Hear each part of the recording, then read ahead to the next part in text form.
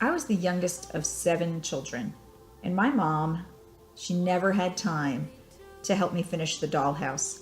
And as I'm creating these tiny little miniatures, I keep thinking about how we just never made the time to do these little projects that I wanted to do. So, in a way, doing these projects kind of is just, brings back a lot of memories about this dollhouse that I had. It had a first floor level, and then it had a second floor level, and it had an attic.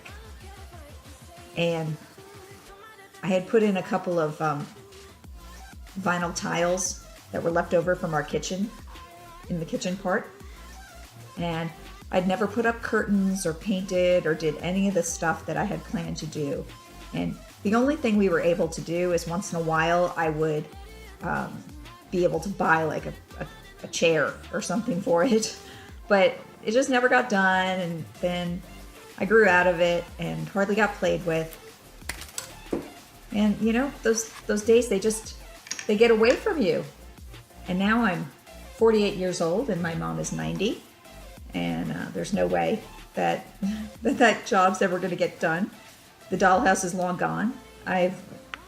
Years ago, I finally parted with the tiny furniture that was in the dollhouse, as I never did have a daughter to share all these things with. And if you watch some of my other videos, I talk about it, how I have a wonderful son, but I also wanted a daughter. So maybe some of you little girls who watch my videos, maybe you can just kind of imagine that I'm your mom helping you with these little projects. If your mom's not interested, I'll just be your surrogate mom for this project, and I'll just help you make some tiny spoons.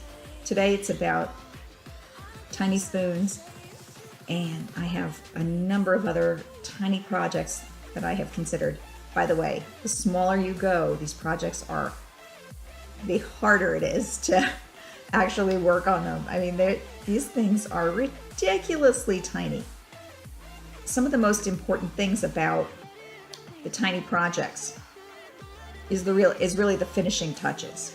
Is really shaping it like the object is in the real world. So I'm going to make this spoon look metallic when I'm finished, just because I think it's kind of a spoon you eat off in the kitchen. We don't often eat off with the wooden spoons. Normally we may cook with the wooden spoons or stir the lemonade with a wooden spoon, but we eat off the metal ones. So I'm going to paint it silver color.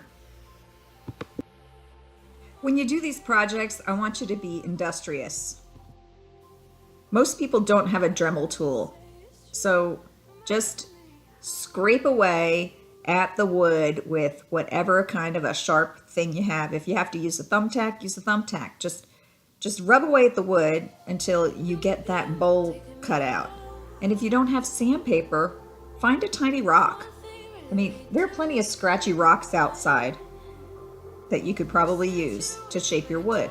Don't feel limited by, I don't have this, or I can't find that. And the tongue depressor, or what do you call it? It's not a tongue depressor. The coffee stir, similar to tongue depressor, or a popsicle stick. You can use whatever you find. Whatever little piece of wood that you find will probably do the trick. Just make sure it's thick enough to carve out. I made a bunch of videos, gosh, probably a year ago, and they're still here on my channel somewhere, where I made some baskets, and sometimes I was working on the baskets during live streams, which was interesting. And I had some leftover materials from that I had put next to the fireplace for my husband to burn. And when I started making these little crates, I'm like, oh my gosh, I'll just use those. So that's what I used to build the crates. But you can use popsicle sticks or tongue depressors or whatever you have. I mean, be industrious. Find things that you have in your recycle bin or products around your house. That little milk cup on the table, that's a drinking straw that I filled with glue. And then I just set it right down onto the little tablecloth, which is a piece of ribbon. And here, that's really tomato basil soup. No kidding. I took tomato basil soup from the fridge and I put it in this tiny ceramic bowl. The bowl is a more complicated process, and you would have to have access to a pottery kiln to make a ceramic bowl. So that's what that is. And I will demonstrate that soon because I've come up with a technique for making dinner plates in the pottery kiln that look really cute. They are super small. And I use the insert from a makeup container, or not makeup, facial moisturizer container to build the plate on. It's so small, so cute. And the wine bottle is ceramic too, of course. And the bread is real and the cheese is real. And the napkin there for putting under the silverware, that's just a little strip of ribbon. And I melted the edges with a match. Don't play with matches, kids. That's for your parents to help you with. But anyway, these things are so small and so lightweight that they are seriously hard to pick up with my gigantic hands. No, really, my hands aren't that big. It's just that these things are so tiny that I feel like I need tweezers to pick them up off the table.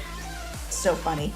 So I hope you enjoyed this tiny video, and let me know what you think in the comments below. Please give me a thumbs up and subscribe, and do click on the bell so that you get notified when my next video comes out. Don't want you to miss it. It's going to be good. Whatever it is, it's going to be good. I'm not sure which one's next. Okay, bye. Have a great day.